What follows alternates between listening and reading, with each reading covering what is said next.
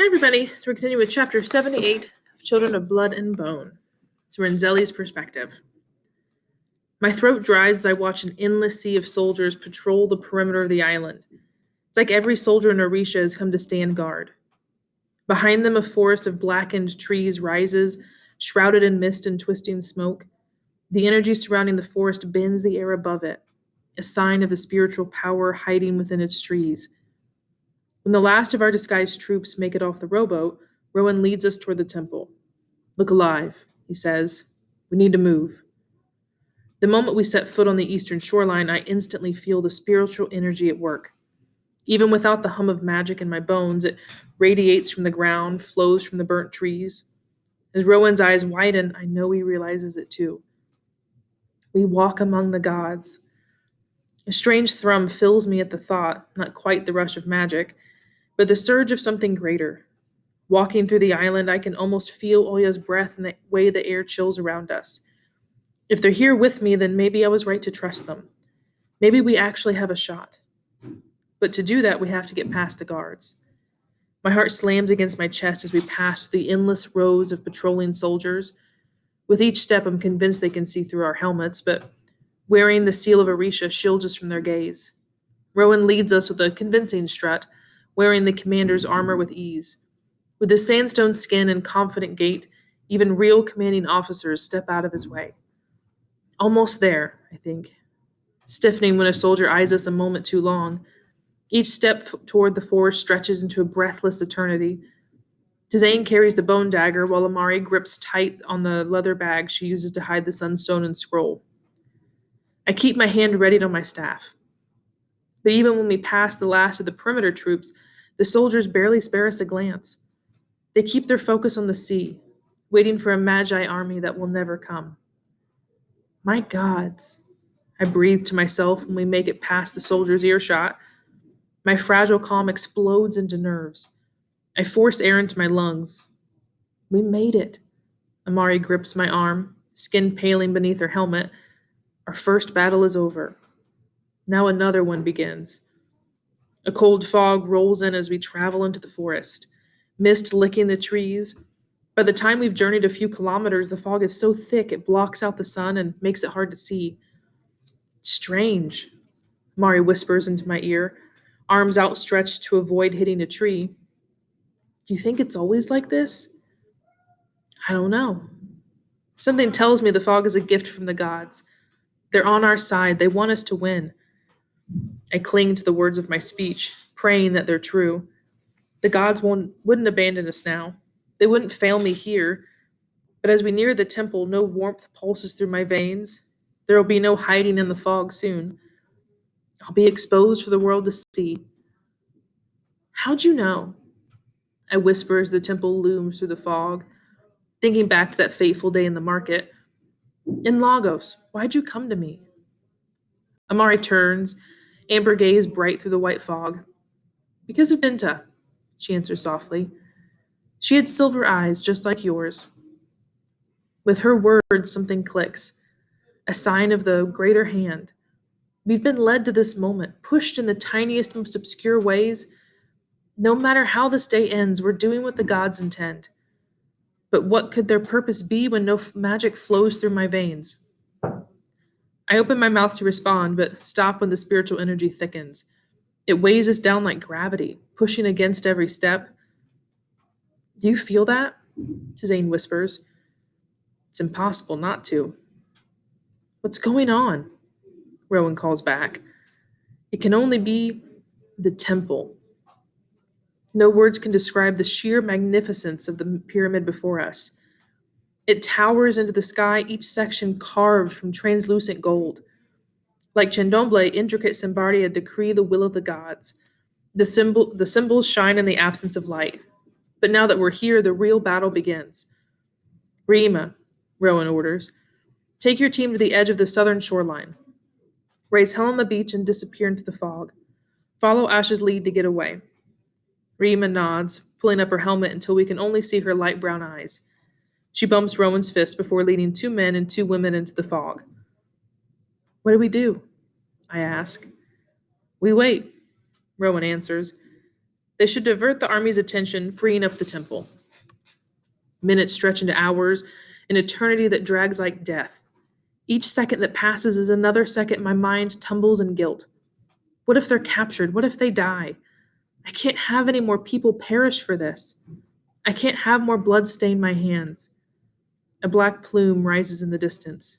Rima's distraction. It pushes through the fog, reaching high into the sky. Within seconds, a sharp horn pierces the air. Guards stream out of the temple, taking off toward the southern shoreline.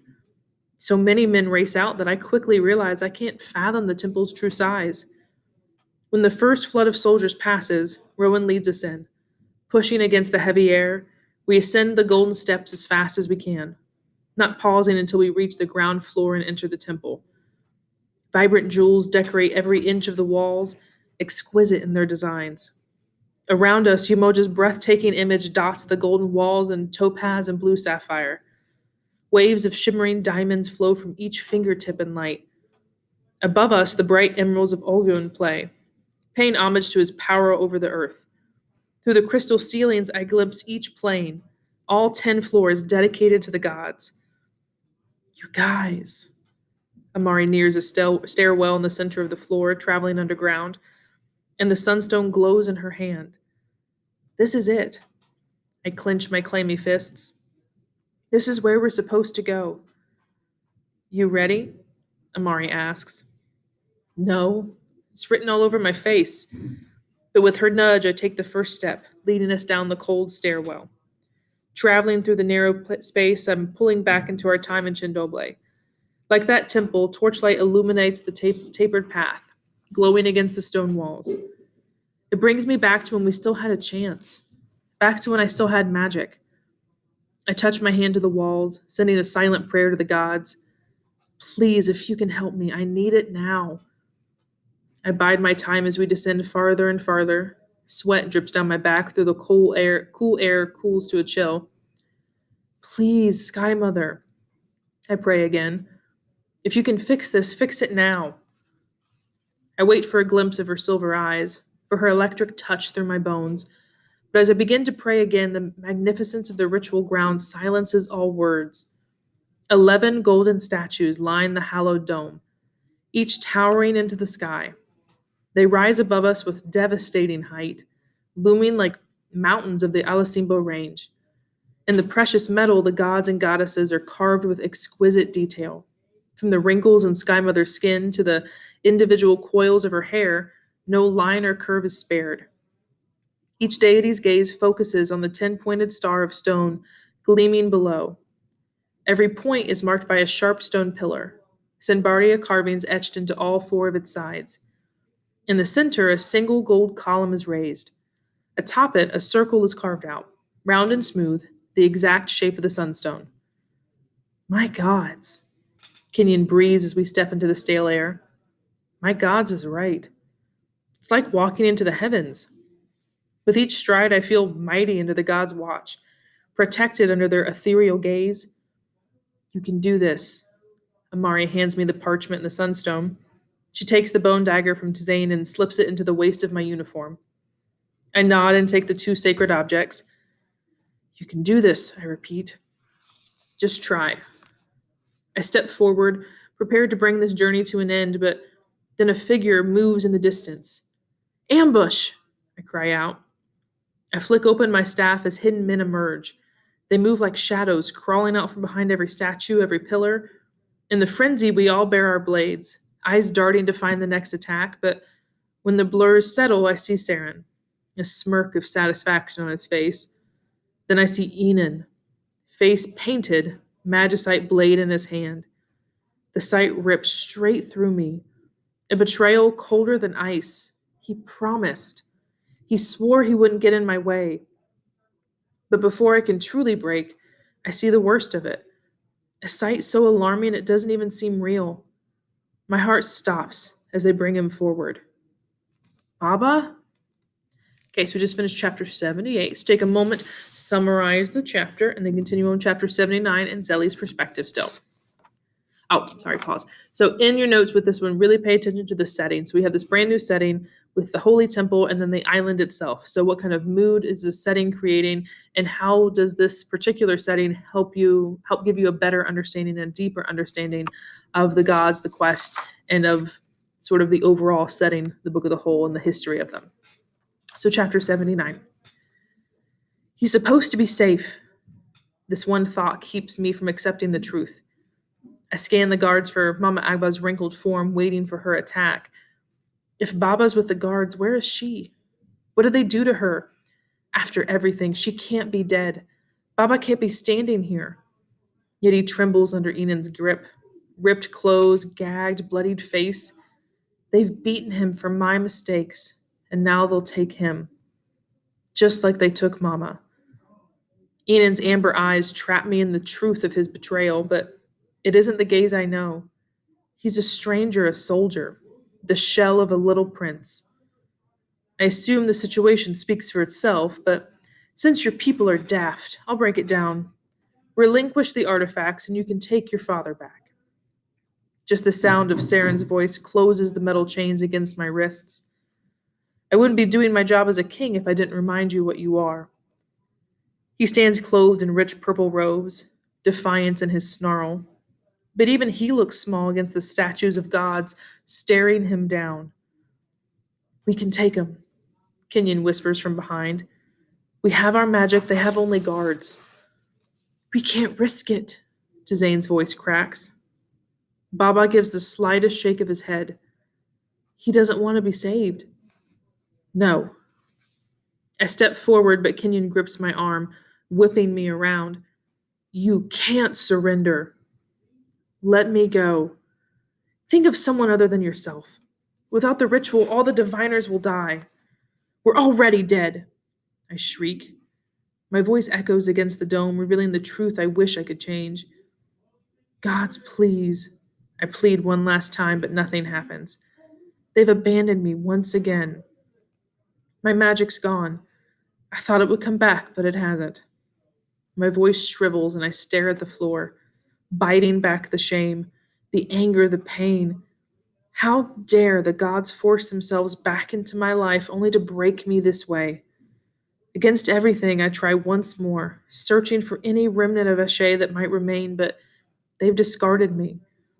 I won't let them take anything else away. I'm sorry. The words are hollow, but they're all I have. But if I can't do the ritual, I'm not going to lose my father. Kenyon unhands me. Hatred doesn't begin to describe the looks I received from the gathered men. Only Amari's eyes are sympathetic. Even Rowan looks taken aback. I step forward, clutching the sunstone and scroll to my chest. The bone dagger presses into my skin, almost cutting with every step. I'm halfway across the floor when Kenyon yells, "We saved you!" His screams bounce against the walls. People died for this. People died for you. His words dig into my soul, into everyone I've left behind. BC, Lakin, Zoo, maybe even Mama Agba. All dead. Because they dared to believe in me. They dared to think we could win.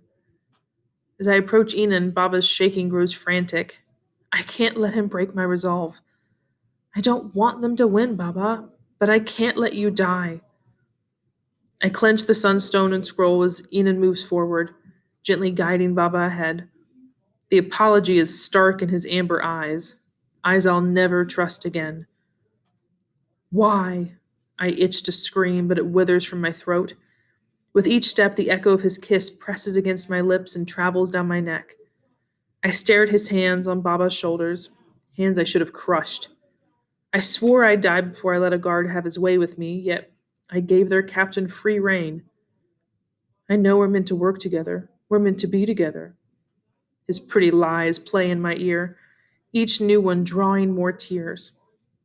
We'd be unstoppable, a team Orisha has never seen. Without him, Aloran would still stand, Lakin would be alive. I would be here saving my people, not sealing their fate. As my tears burn, my insides rip raw. It's worse than the searing of Saren's knife. Despite everything, I let him in. I'd let him win. Baba shakes his head one last time.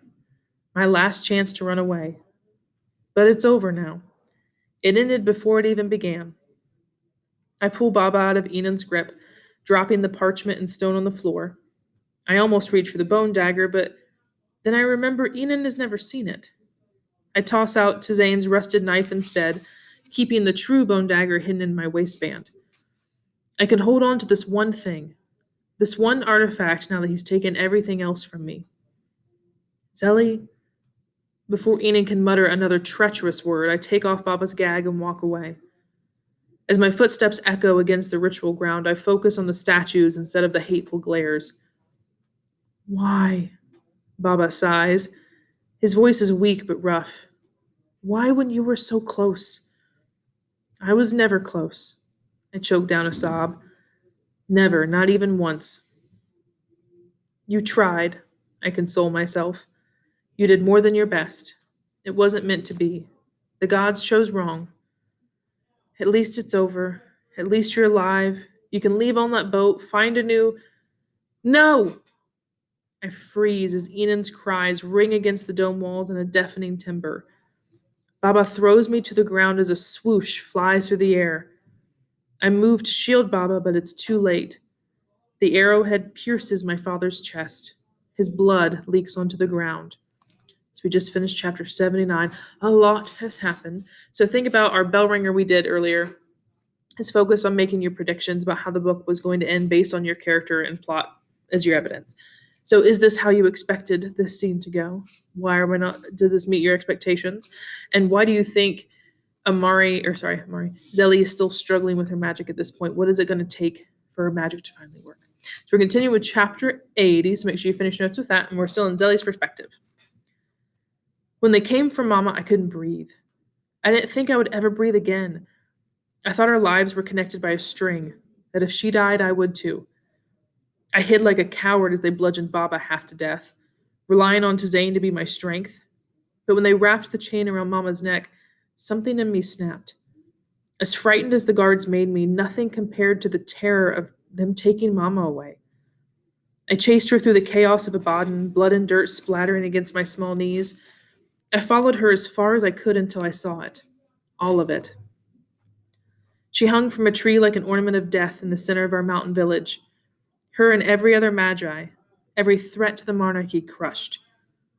That day I swore I'd never feel that way again. I promised they'd never take another member of my family. But as I lie paralyzed now, blood drips down Baba's lips. I promised. And now I'm too late. Baba? Nothing. Not even a blink.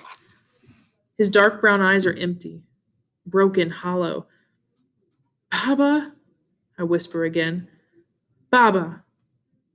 As his blood spreads onto my fingers, the world goes black and my body grows warm. In the darkness, I see everything. I see him.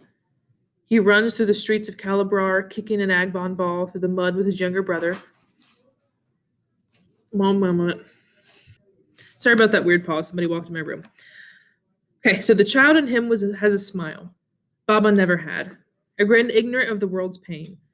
With a hearty kick, the ball bounces away and Mama's face appears.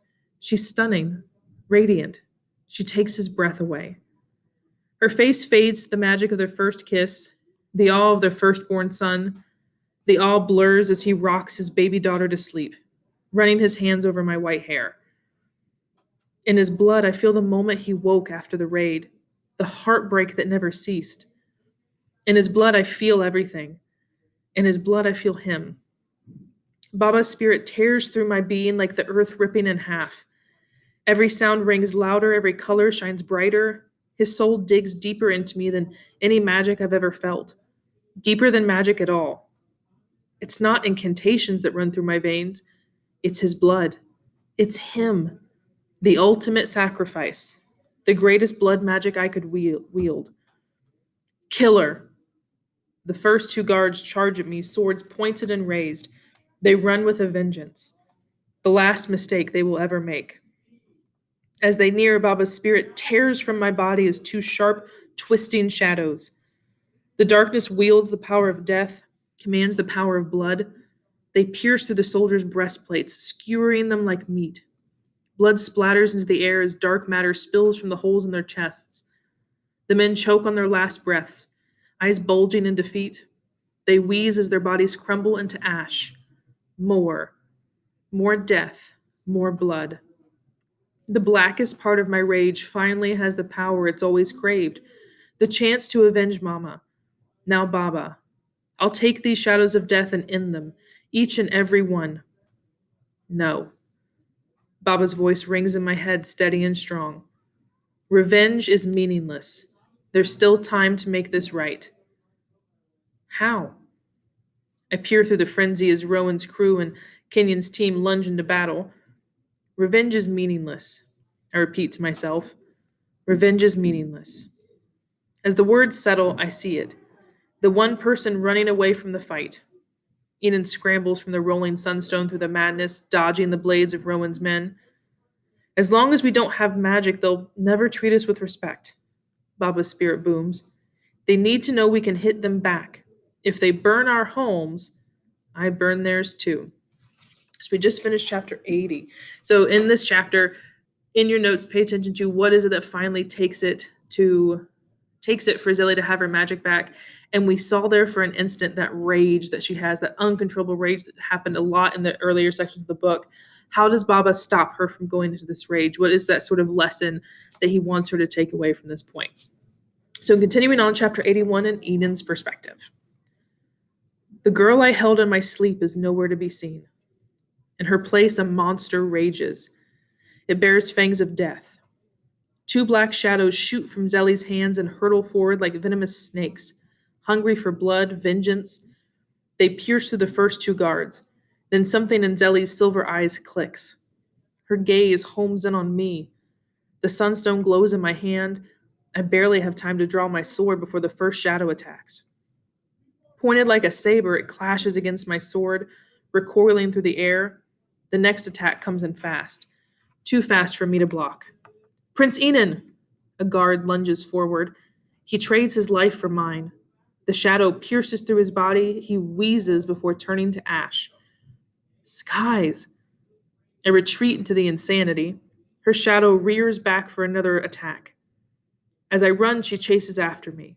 Her sea salt soul rages like an ocean storm. Even with the sunstone's surge, I can't stop her. No one can. I'm dead. I died the moment her father hit the ground. Skies. I fight my own tears back. Zelly's heartbreak still throbs in my core, a sorrow so strong it could shake the earth. He was supposed to live. She was supposed to be saved. I was going to keep my promises to her. I was going to make Orisha a better place. Focus, Enon. I force out a deep, long breath and count to 10. I can't give up. Magic is still a threat. One only I can end. I race across the dome to Ori's statue. The outcomes run through my mind. If Zell performs a ritual, she'll wipe us out, and then all of Orisha will burn. I can't let that happen. No matter what, my plan remains the same. Take the stone, take the scroll, take magic away. I hurl the sunstone toward the ground with all my might. For sky's sake, please shatter. But it rolls away untouched.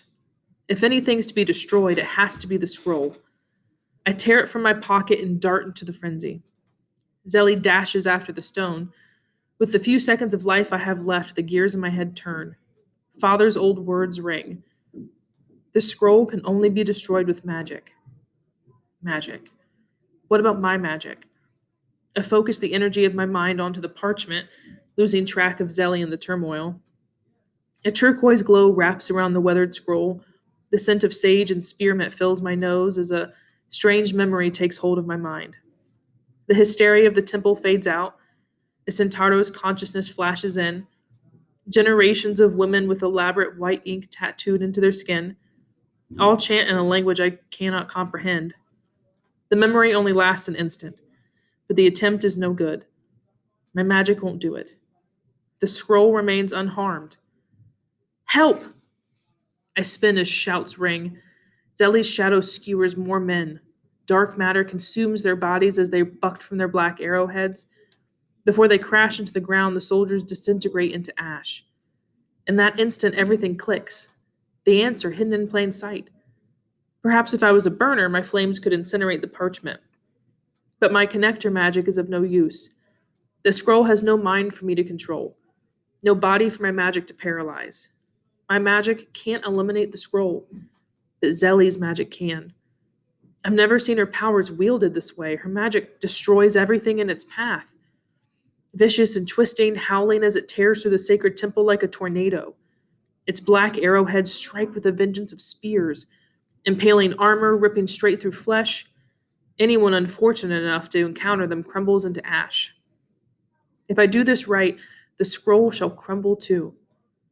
I take a deep breath, one that'll probably be my last. Zelly's fatal arrowheads shoot through the guts of 4 soldiers, leaving ruptures through their cores. Their bodies crumble into nothing but dust as they fall to the ground. As Zelly rips through more soldiers, I run forward. "This is all your fault," I yell. Zelly skids to a halt. I don't think I will ever hate myself more than I do now. But I need to draw this pain out of her. It can't be about us. It never could. "Your father didn't have to die," I shout. It's a line that shouldn't be crossed, but I have to unlock her fury. I need a lethal blow. "Don't speak of him," her eyes flash. All grief and hate and rage, her anguish fills me with shame, yet I press on.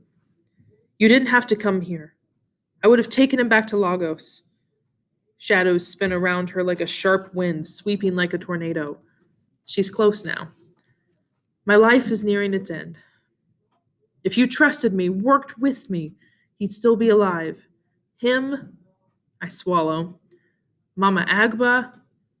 The shadows charge me with a speed that takes my breath away. It's all I can do to hold the scroll before my chest. In that instant, she realizes her mistake, the trap I've baited her into. She screams and jerks her hands back, but it's too late. The shadow rips through the parchment as they arc. "No!" Zelly's shrieks reverberate through the hollow dome. The ash of the destroyed parchment falls through the air. The shadows wither and fade, disappearing as particles leak through her hands. "You did it." The fact doesn't sink in. It's over. I won.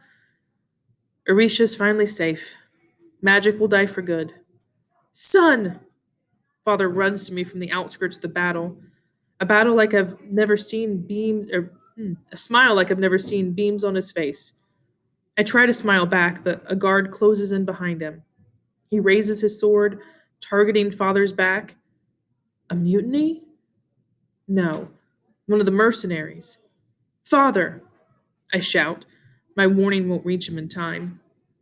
Without thinking, I draw on the surge of power left from the Sunstone's touch. Blue energy flies from my hands.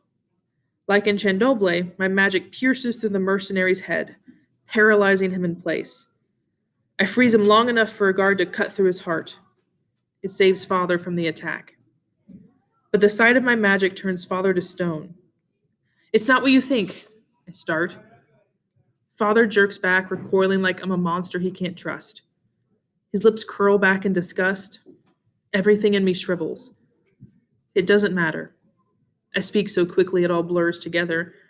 "I was infected, but it's going away. I did it. I killed magic." Father kicks the mercenary over with his feet. He claws at the turquoise crystals left in the assailant's hair.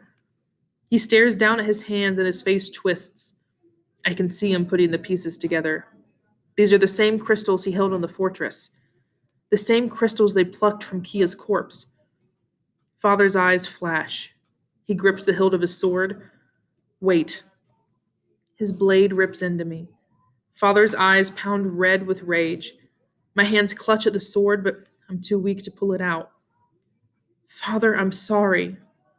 He pulls out his sword with a mangled scream. I drop to my knees, clutching the gushing wound. Warm blood spills from the cracks between my fingers. Father brings his sword up again, this time for the final blow. There's no love in his eyes. No hint of the pride that flashed just moments ago. The same fear and hatred that burned in Kia's final gaze stains Father's now. I'm a stranger to him. No, I've given up everything to be his son. "Father, please," I wheeze. I beg for his forgiveness as I pant. My vision blacks out. For a moment, all of Zelly's pain leaks in. The destroyed fate of the Magi, the death of her father, her heartache mixes with my own, a sickening reminder of everything I've lost. I've sacrificed too much for it to end this way. All the pain I caused in his name. I reach out to him with a shaking hand and hand covered in my own blood. It can't be for nothing. It can't end like this. Before I touch him, Father crushes my hand under the heel of his metal boot. His dark eyes narrow. You are no son of mine. So we just finished chapter 81. Epicness in 81. So what has happened? What finally gave Enon away within it, and how has he tricked Zelly within here? So how do we think it's going to continue on now that the scroll has been destroyed? So we're continuing chapter 82 in Amari's perspective.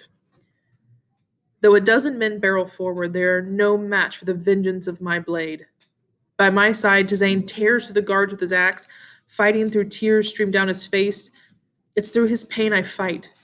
Through this, through Benta's, through every poor soul ended by father's life. All this blood and death, an endless stain on every breath.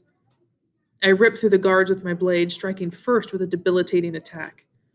A guard tumbles when I slice through a tendon. Another falls as I slash at his thigh. Fight, Amari. I spur myself onward, forcing myself to see the past Orishan seals that adorn their armor, past the faces that fall from my sword. These soldiers are sworn to protect Orisha and its crown, yet they betray their sacred vow. They come for my head. One swings a sword at me. I duck and it plunges into his fellow soldier instead. I prepare to strike the next when, no! Zelly's cries from across the temple force me to pivot, just as my blade pierces another soldier. She falls on her knees, shaking, ash spilling between her fingers. I run to help her, but skid to a halt as father raises his sword and plunges it into the stomach of one of his own soldiers. As the boy falls to his knees, his helmet slips off. Not a soldier. Enon. Everything inside me runs cold as blood spills from my brother's lips. It is a sword through my own gut. It is my blood that spills. The brother who carried me through the palace halls on his shoulders, the brother who snuck me honey cakes from the kitchen when mother took my dessert away. The brother father forced me to fight, the brother who cut me in the back. It can't be. I blink, waiting for the image to correct itself. Not him. Not the child who gave up everything to be everything father wanted. But as I watch, father raises his sword again, prepared to remove Enon's head. He's taking him away, just like he took Benta. Father, please, Enon cries, reaching out with his dying breath. But father steps on his hand and crushes it. You are no son of mine. Father! My voice does not sound like my own as I dash forward. When father spots me, his rage explodes. The gods have cursed me with you children, he spits. Traitors who stink of my blood. Your blood is the true curse, I snap back. It ends today. Okay, so we're going to pause there in this video because people keep popping in and out. So we're going to continue to the next video for chapter 83 where we're going to finish the book.